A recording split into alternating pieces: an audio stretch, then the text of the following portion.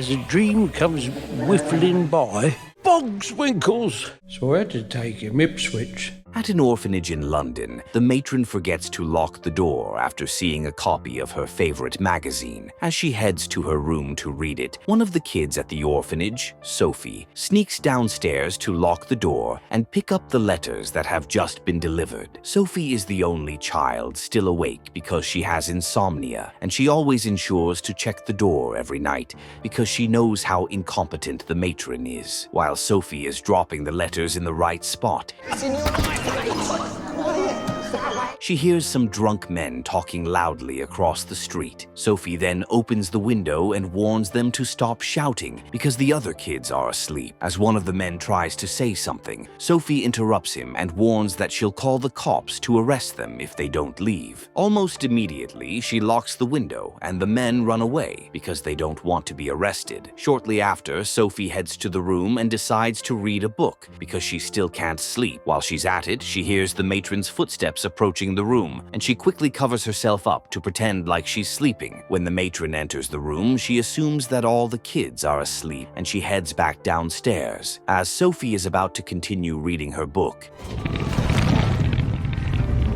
she hears a strange sound coming from outside the orphanage. Sophie's cat immediately heads out to the balcony, and Sophie complains about this. However, as she gets to the balcony, she sees some cats accidentally knock down a trash can after they see something that scares them. Sophie looks confused, but all of a sudden, a huge hand picks up the trash can and puts it up well. As a giant then appears across the street, Sophie cannot believe her eyes. The giant also sees her and looks scared because no one was supposed to see him. As he walks toward the orphanage, Sophie quickly heads back inside and covers herself up in bed. Never go to the window and never look behind the curtain. Despite this, the giant wraps her up in her blanket and takes her out of the orphanage. Sophie looks scared and screams, but no one hears her. The giant then takes her away and heads to his home in a place called Giant Country. When the giant gets there, he enters his cave and hangs Sophie's blanket on a tree branch inside. Sophie looks confused and doesn't know what's happening, but she remains silent. As the giant then starts cutting a rotten cucumber, which he calls a snozzcumber, Sophie gets out of the blanket and tries to escape through the window. However, as she knocks down a few things in the process, the giant sees her and says that there's nowhere for her to go unless she has wings. As he adds that he's hungry, he knocks Sophie into his frying pan and drops it on the table where he's cutting the snozzcumber. Sophie then asks where she is, and he says she's in Giant Country. Sophie doesn't think it's a real place, and she points out that it took them a while to reach the giant's house. The giant confirms that Giant Country is pretty far, but before he says anything else, Sophie hears voices outside the cave. As she asks about the voices, the giant mentions that the other giants in Giant Country are back. Sophie cannot believe that there are really more giants like him. You snatched me. But the giant reminds her that she's in Giant Country. He adds that there are 9 other man-eating giants in the country, with their leader's name being Flesh Lumpeter. Sophie looks scared and tells the giant not to eat her, but he laughs this off and says that he's nothing like the others. Sophie doesn't understand why he snatched her, even though he claims to be a good giant. He then mentions that it's something he had to do, but he's starting to feel sorry for Sophie's parents. Sophie says she's an orphan, and that the giant took her away from an orphanage. How is you punished? The giant says he didn't know, and he asks if she was happy there. Sophie says she's not because the matron is wicked and incompetent. The giant feels sorry for Sophie, and she asks if the other giants are nice like him. The giant says they aren't, and they'll eat Sophie without thinking twice about it. Sophie looks scared and asks why he brought her to Giant Country, despite knowing how dangerous it is. The giant says he had to take her away because he didn't want her to start telling people that she saw a giant. He adds that if she tells people about him, it won't be long before he and the others get caught, tortured, and experimented on. Of my life. Sophie says she wouldn't have told anyone because no one even listens to her. She also begs the giant to take her back, but he insists that she'll live in Giant Country for the rest of her life. Sophie doesn't like this, and she says she'll run away. The giant warns her not to do that because she'd get killed, but Sophie says she'll use her instincts. The giant doesn't think that's a clever idea, and he eventually drops her her in the place where she'll be sleeping for the night. As he continues talking about what would happen to her if she tries to run away, Sophie gets tired of hearing him make too many grammatical mistakes. The giant says he's sorry and that he doesn't really have control over how he says some words. Sophie realizes that he feels genuinely sorry and she apologizes for being rude. The giant says it's not a problem, and he sees the book Sophie was reading at the orphanage. With throbbing veins. Sophie then tells him about it, and as he brings out a glass jar from his bag, she sees something glowing inside. Sophie asks what's inside the jar, and the giant says it's a dream. Sophie says she doesn't really dream because she has insomnia, and the giant finds this interesting. Shortly after, he picks up her book and starts reading it. Surprisingly, the giant reads quite well, and Sophie looks amazed. She eventually falls asleep while he's reading the book, and when he notices this, he heads to a secret room filled with dream jars. He then sits and begins to mix some dreams. Almost immediately, Sophie has a nightmare in which she gets eaten by Flesh Lumpeter after escaping from the friendly giant's house. When Sophie wakes up, she looks scared and realizes that the giant gave her a terrible nightmare. The giant doesn't deny this. I didn't dream, so it was much scarier than it needed. And he says he wants her to be scared because the other giants won't be as nice as he is. As he then prepares to eat breakfast,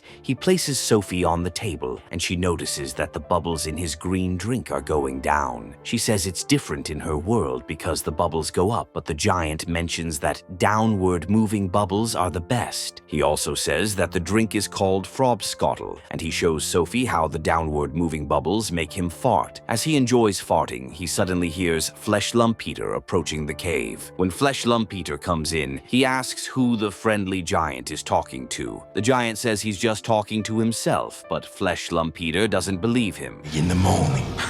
Why is you not sleeping? Before Flesh Lumpeter starts moving around the house, the friendly giant brings out a bowl of water. It turns out that Flesh Lumpeter is scared of water, and he quickly moves back toward the entrance. The friendly giant then drops the bowl of water on the table and signals Sophie to hide behind it. Suddenly, Flesh Lumpeter catches the scent of a human and asks if the friendly giant has someone inside the house with him. The giant denies this again, but as Flesh Lumpeter insists that he can smell a human, Sophie hides inside the snozzcumber. Coincidentally, Flesh Lumpeter grabs the snozzcumber and says that it smells great. The friendly giant has no idea that Sophie is hiding inside the snozzcumber, and he says that Flesh Lumpeter can have it. Just before Flesh Lumpeter can eat it, Yeah, go on.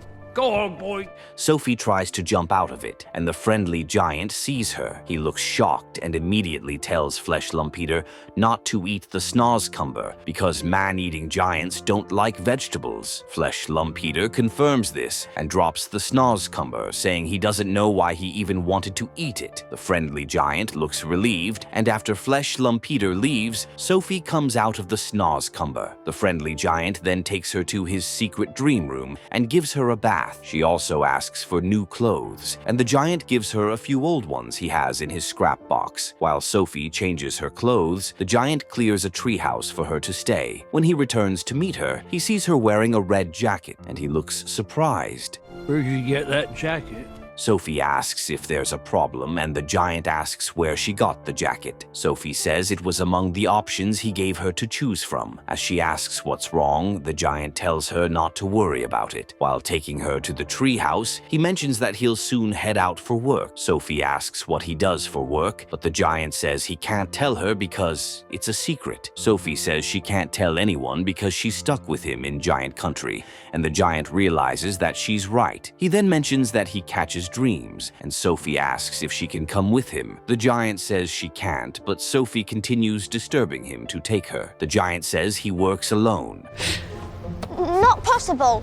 But Sophie mentions that the other giants can come into the cave and kill her. As she says that her blood will be on the giant's hands, he changes his mind and agrees to take her with him. On their way out, he tells Sophie to remain silent because they have to walk past the other giants who are sleeping in the fields. They nearly get through the giants without being noticed, but Flesh Lumpeter eventually grabs the friendly giant's leg and trips him. Sophie falls with her blanket, but she quickly runs away and abandons it on the ground before hiding hiding inside an old car. Where is you galloping off to in the time? Flesh Lump Eater then wakes the other giants and bullies the friendly giant while saying that he's a disgrace to their kind. The friendly giant says he's off to work, but Flesh Lump Eater doesn't believe giants should work during the day. He adds that the friendly giant should be hunting humans at night, just like him and the others. The friendly giant doesn't like this, but Flesh Lump Eater continues bullying him. As the giants then decide to do something for fun, one of them grabs the friendly giant and a truck before running to the top of a hill. Another one grabs 2 cars, including the one Sophie is inside. Luckily, no one still knows that Sophie is there, but it turns out that the giant who carried the car is about to stand on it and slide down the hill to kick the other truck, which the friendly giant has been forced to sit on. Sophie looks scared because she and the friendly giant could get badly hurt in the process. As the car starts sliding down the hill,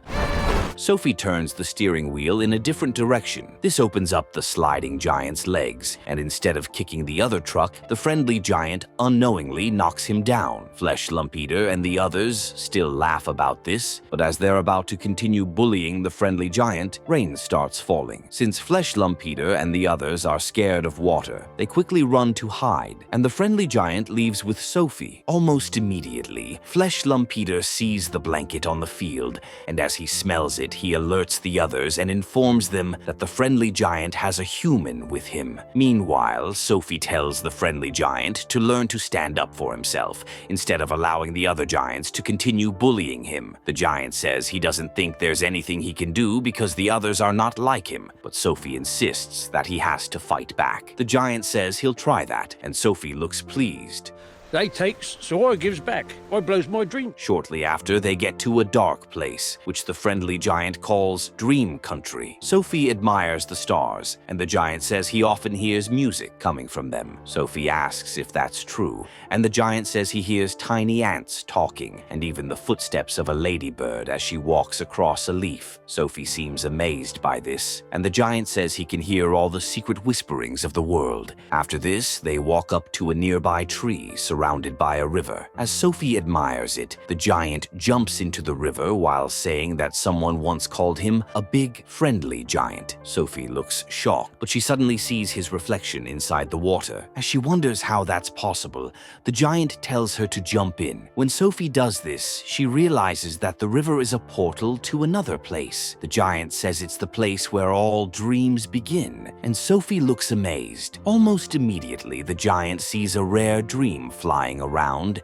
and he says he has to catch it because it has been a while since he saw one. After struggling with it for a while, the giant eventually grabs the dream. He also allows Sophie to hold it, and she asks if he can hear what the dream says. The giant says he can, and that it even sounds like her. This be where all my dreams. Sophie looks impressed, and as some more dreams start flying around, the giant tells her to help him catch one. Sophie looks excited, and as she chases one of the dreams, the giant locks the rare one in a jar and names it Sophie's Dream. While Sophie is still chasing one of the dreams, it suddenly turns red. After she grabs it, the giant quickly takes it away from her. He says it's a very bad dream, which is usually called a trogglehumper. Sophie asks what he'll do with it, and he says he'll lock it up. Sophie also asks if he knows what the dream says, and he mentions that it's a warning to show someone what they've done and inform them that they won't be forgiven. After this, the giant takes Sophie back to the real world, and she says she'll start calling him BFG, which is short for Big Friendly Giant. He says she can call him whatever she wants, and Sophie asks where he's headed next. BFG says it's time for dream blowing, and Sophie looks excited. Shortly after, they arrive in the city, and BFG stops at the house of a boy who is already asleep. Sophie asks why the boy was picked, and BFG says he heard the boy's heart. Sophie asks if he also heard her heart. Giants don't have mothers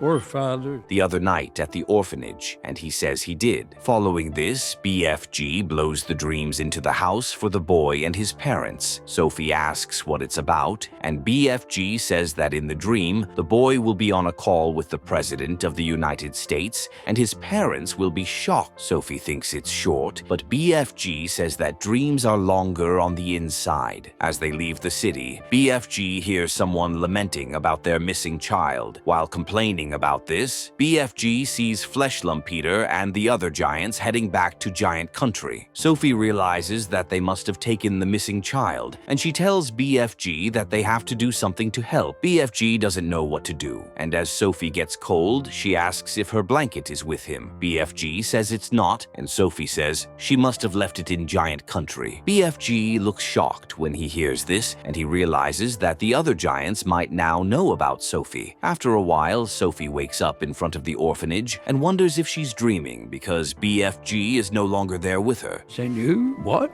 Yes, sir, I understand. As she asks why BFG is giving her a dream, he shows up and says that she dropped her blanket. He adds that the other giants must have found it, and it will be dangerous for Sophie to follow him back to Giant Country. Sophie doesn't really think it's a big problem, and she suggests going back so they can find a way to stop the other giants. BFG says she can't come with him, and as Sophie looks confused, he mentions that the red jacket actually belongs to a boy who once stayed with him. He says that the boy saw him just like Sophie did, and he had no choice but to take him back to Giant Country. BFG adds that the boy loved reading and taught him how to read. Unfortunately, the other giants found out about the boy, and even though BFG could have taken him back home, it was already too late. Sophie says it won't happen again, but BFG insists that she has to stay back. As he walks away, Sophie asks if the boy was scared. BFG says he was, in the end, but Sophie says she's not. BFG says she's a brave girl, but he just walks away. When Sophie returns to the orphanage, she looks sad and sits on her bed. She then says that even though BFG isn't there, she knows he can hear her. She then heads to the balcony and decides to jump down because she believes BFG won't let her get hurt. As she jumps, BFG shows up and saves her. They then return to Giant Country together. Jump, Sophie. To think about what to do next. Before they can come up with a plan, Flesh Peter and the other giants show up at BFG's house. BFG quickly tells Sophie to hide, and she does this. When Flesh Peter enters the house, he shows BFG the blanket and asks about the person he's hiding. BFG says there's no human in his house, but Flesh Peter doesn't believe this. He then gets the other giants to sniff the blanket and start looking for Sophie. The wicked giants end up scattering the house and breaking many dream jars. Luckily, Sophie is able to find a nearby treehouse to hide, and as she looks around, she realizes that it's where the boy BFG talked about used to stay. She also sees the boy's drawings and looks amazed. After a while, BFG gets tired of having the other giants scatter his house, and he sends them away. As they all head out angrily, Sophie sees a picture of the Queen of England inside the treehouse. When all the wicked giants are gone, Sophie tells BFG that she has a plan, which involves going to see the Queen. She then tells BFG to mix a dream for the Queen, which will show her how Flesh Peter and the other giants have been stealing kids around England. She also tells him to add a bit of her and himself into it. Once us giants, we be gentry. As BFG mixes the dream, Sophie says she wants the Queen to dream of a little girl sitting on her windowsill. She adds that when the Queen wakes up, she and BFG will be there. BFG asks if she really expects him to show up before the Queen, and Sophie says it's the only way their plan will work. Later that night, they sneak into the Queen's residence, and BFG blows her the dream just as planned. The next morning, the Queen wakes up from a nightmare about giants stealing kids, and she complains to one of her members of staff, Mary. As she says that the dream felt so real, Mary sees a headline in the newspaper about missing kids. Mary looks shocked, and the Queen asks what's wrong. Mary then shows the Queen the newspaper, but she says it's unlikely that the missing kids were taken by giants. Suddenly, the Queen remembers the last part of her dream and tells Mary to draw the curtains. When Mary does this, she and the Queen see Sophie standing on the windowsill. The Queen looks shocked and asks if Mary and her head of security, Mr. Tibbs, can see Sophie because she thinks she's hallucinating. Tibbs and Mary confirm that Sophie is there, and the Queen says it's just like in her dream. He's my best friend. He made your dream. She also mentions that she knows a giant put Sophie there. Sophie confirms this and asks if the queen remembers why she's there. The queen then mentions that Sophie and the friendly giant have a plan to stop the other giants, and they need her help. Sophie confirms this and asks if she should call BFG, who is currently hiding in the garden. The queen says she can, and Sophie also makes her promise not to hurt BFG. Despite this, BFG seems shy and stays hidden, and the queen assumes that there's no giant in the garden. Sophie insists that BFG is there, and she calls him to come outside. Suddenly, BFG leaves his hiding spot, and everyone in the palace looks shocked. The guards also head toward BFG, but Sophie tells the queen to remember her promise. The queen then tells Tibbs to tell his men to stand down. Tibbs still appears to be in shock, but he does just as he's told. BFG then walks toward the queen's window and says that he's there to help. After this, Mary gives Sophie a nice dress and cleans up well for her. The queen also calls the prime minister to inform him about the giants who have been stealing kids. She adds that he needs to get the military involved.